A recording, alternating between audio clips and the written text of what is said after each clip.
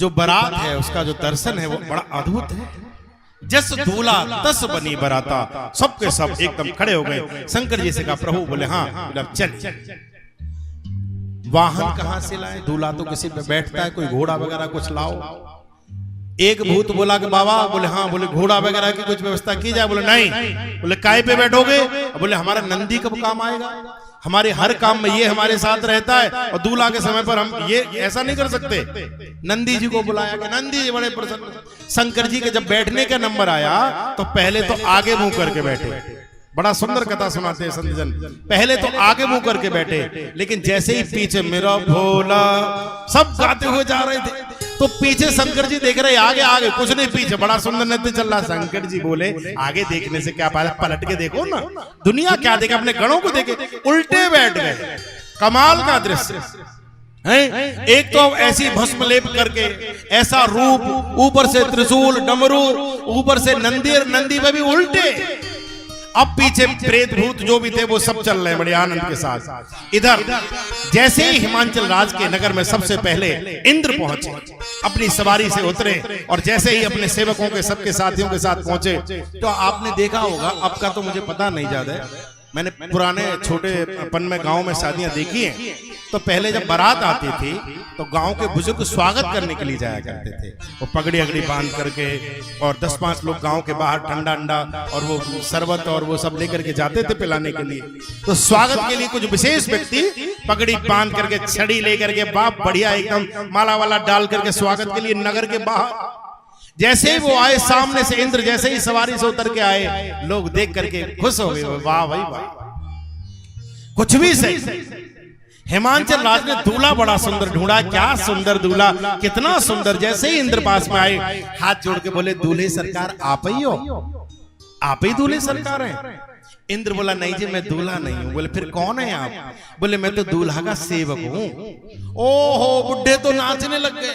जिसका सेवक इतना सुंदर, वो स्वामी कितना सुंदर होगा। हैं? आगे चले गए इंद्र। पीछे से थोड़ी देर बाद भगवान नारायण की सवारी आई। जैसे ही भगवान नारायण उतर करके आए, जितनी माला हाथ में लग रही थी सब ले लेके धर भागे। बहतेरे रोके तब तो पहना ही नहीं। आहा, दूल्हे सरकार आप ही हैं। भगवान बोले भैया चाहो तो माला वापस ले लो, लेकिन दूल्हा मैं नहीं। बोले फिर तुम कौन हो? बोले मैं तो दूल्हे का मित्र हूं। ओहो, फिर तो जो आए थे स्वागत के लिए नृत्य करने लगे। बोले वाह, जिसका सेवक इतना सुंदर, जिसका मित्र इतना सुंदर, वो दूल्हा कितना सुंदर होगा। जब नृत्य किया भगवान विष्णु मनी मन बोले बेला नाच ले जितना तुझे नाचना है, दूल्हा आने दे। तेरी हार्ट बीट रुकेगी कि नहीं रुकेगी वो तो समय ही बताएगा बेटा। देखने के बाद जिंदा बचेगा कि नहीं तू जाने। यहां से भगवान गए। इधर पीछे से जैसे ही शिव समाज जब देखन लागे, बिडर चले वाहन सब भागे। आपने देखा होगा जब कोई मुसीबत आती है, जैसे भूकंप आ जाए, आंधी आ जाए, भयंकर वर्षा आए, कोई तूफान आए, आदमी को पहले नहीं पता पड़ता, लेकिन आपने देखा होगा जो जानवर होते उन्हें मालूम पड़ जाता है। चिड़िया उड़ के चली जाएगी, जितने भी पक्षी सब उड़ जाएंगे।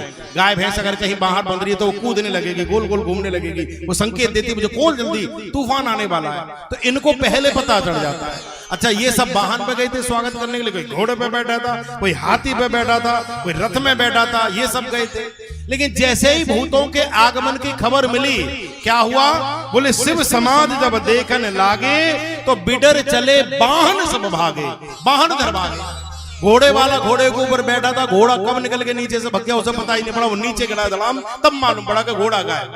हाथी भग गया, सब भागने लगे इधर से उधर, इधर से उधर, एकदम चारों तरफ हाहाकार मचने लगा। इधर भूत प्रेत हा हा हू हू करते हुए जैसे ही आगे आ रहे थे, इन्होंने देखा सब धर भागे। लेकिन समस्या खड़ी कब हुई? भागा भागी तो मची, उनमें कुछ ऐसे रह गए जो माजरा नहीं समझ पाए कि कारण क्या है, क्यों भागा भागी हो रही है। कुछ लोग नहीं समझ पाए। अच्छा, जो भगने थे वो तो भग गए, लेकिन जो रह गए उनके पास चारों तरफ गोल बना करके जब भूत प्रेत आकर के सूंघने लगे, ऐसे करके जब किया, ओहो क्या बढ़िया रसगुल्ला खड़े, ऐसे करके जब वो सूंघने लगे तो इनकी ऊपर की सांस ऊपर नीचे की नीचे, अरे राम राम ये क्या हुआ? शिव समाज जब देखने लागे, बिडर चले वाहन सब ऊपर के प्राण सूख गए बिल्कुल। शंकर जी सामने बैठे हुए चले आ रहे, देख रहे थे। अच्छा, आपने देखा होगा बारात देखने का शौक माताओं में और बच्चों में भी बहुत हुआ करता है। दूल्हा आए गली में और माताजी रोटी बना रही है और जैसे ही बैंड बाजे की आवाज सुनी और वो रोटी छोड़ देंगी, वो तुरंत एकदम खिड़की से झांकने जाएंगी किसका आया है। कई बार पति बेचारा कहता है अरे रोटी ला, बोले रोटी बाद में ले लेना, देखने दो किसका आया है। दूल्हा देखने का शौक बहुत ज्यादा होता है बहनों में। हमने एक जगह पूछ लिया कि माताजी से, माताजी एक बात बताओ। बोले क्या? मुझे दूल्हा देखने का शौक माताओं में कुछ ज्यादा होता है। बोले कुछ नहीं बेटा, देखते हैं बस में। क्या? बोले मैच करते हैं, हमारे जैसे ही कछुआ लगेगा, सबके ऐसे ही है। तो कहा कि ठीक है, लेकिन अब अपना जैसा अपना सबसे अच्छा होता है भैया, अपना जैसा वो सबसे अच्छा, दूसरे से क्या लेना देना। एक बहन जी थी, उनके दूल्हा का नाम था ठनठन पाल। ठनठन पाल कुछ भी नहीं, ऐसे करके। अच्छा, सब लोग चढ़ाती थी, दूसरी बहन कहती थी और तुम्हारे ठनठन पाल कैसे हैं? तो उस जमाने में तो पूरे ही नाम लिए जाते, और आज की होती तो ठन्नू ही कहती सीधा। तो कहा कि तुम्हारे ठनठन पाल कैसे? तो बड़ी शर्माती थी। तो पति से कहती पता नहीं क्या नाम तुम्हारी अम्मा ने रखा है, मुझे तो शर्म लगती है, सब ठनठन पाल कहते हैं। तो बोले तू ऐसा कर, फिर मेरा दूसरा नाम धर लेगा। अच्छा, पति बेचारे सीधे तो होते ही हैं।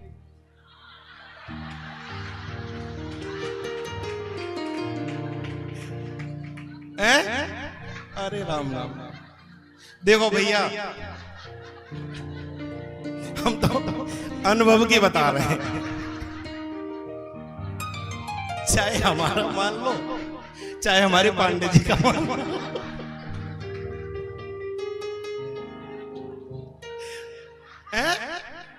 पत्नी उससे भी ज्यादा सीधी होती है, पति से बहुत ज्यादा सीधी होती है वो।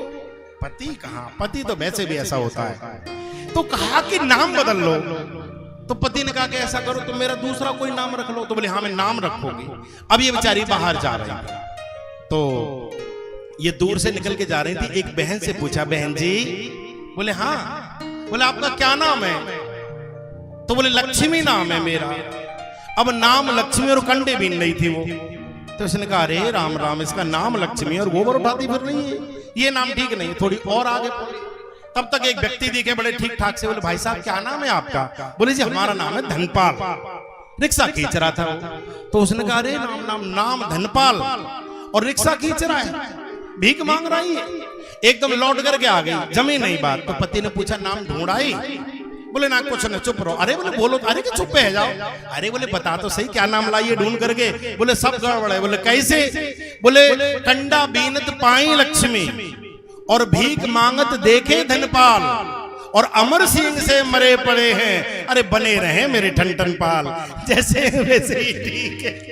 तो इधर दूल्हे राजा जो बैठ करके आ रहे थे उस पर, और इधर जो थे तो शादी का दर्शन करने के लिए कुछ बच्चे भी गए थे। जैसे ही बच्चों ने भूतों को देखा तो दौड़ करके आए, चीख पड़े, मम्मी दरवाजे बंद कर, खिड़की बंद कर। बोले क्या हुआ? बोले यमराज की बारात आ गई। बोले कैसे? बोले नगर में कोई बचने वाला नहीं है भैया, सब के सब मारे जाएंगे, सब मारे जाएंगे। मां ने डांट के कहा क्या बोलता है? राजा की बेटी की शादी है, ऐसी बात बोलेगा, राजा को पता पड़ गया मृत्यु दंड मिलेगा।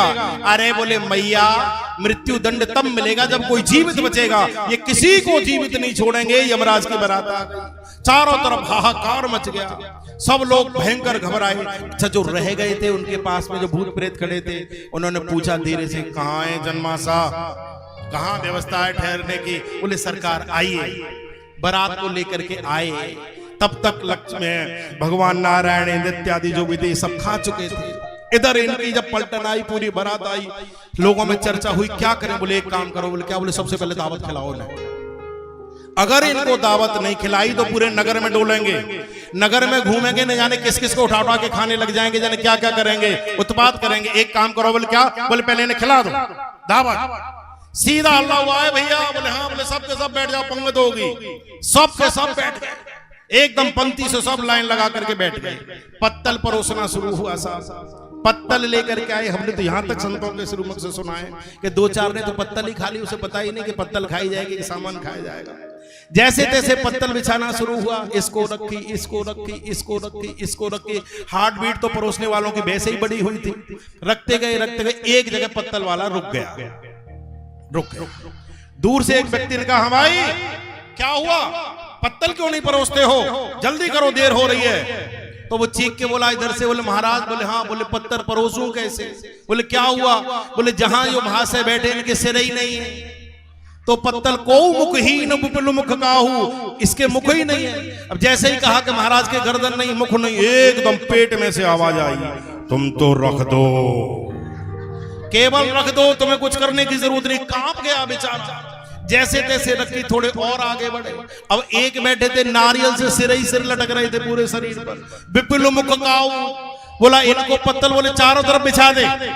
थोड़े और आगे बढ़े, एक इतना मोटा भयंकर, एक बराबर में बैठा तो मच्छर सा, ले दे के साथ पत्तल परोसी गई। अब परोसने का नंबर आया, सब्जी डालें, पूड़ी पत्तल इत्यादि, रसगुल्ले का नंबर आया। बोले भाई साहब ये भी जरा परोसो। अब क्या करें, डर ये लग रहा था कहीं ऐसा न हो कि गुलाब जामुन देने के चक्कर में हाथ ही न ले ले, और कहीं हाथ ही चला गया तो बिना हाथ के रह जाएंगे। क्या करें, हमने सुना है कि वो लकड़ी इत्यादि, बांस इत्यादि बांध बांध करके, डाल डाल करके, खिला खिला करके, सबके सब जब तृप्त हो गए, तब शंकर जी की ओर इशारा किया। बोले प्रभु, बोले हाँ, बोले अब आप पधारे। यहां से भगवान शंकर आहा नंदी से उतरते हैं, गणों के साथ।